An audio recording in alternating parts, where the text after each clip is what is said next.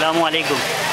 ये सिपाही जमात खाना वेलफेयर हॉस्पिटल है। ये देखिए, ये क्लिनिक के अंदर पानी जा रहा है।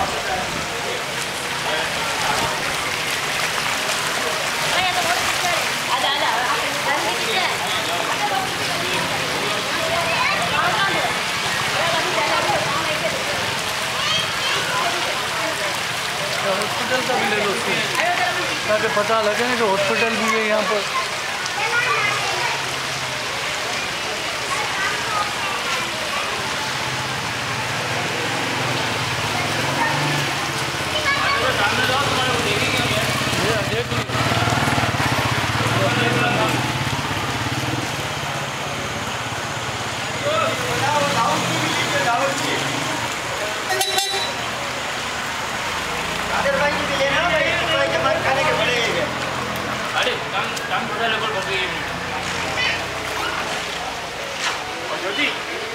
गाड़ी भी बंद हो गई, गाड़ी भी बंद हो गई थी यहाँ पे माल छोड़।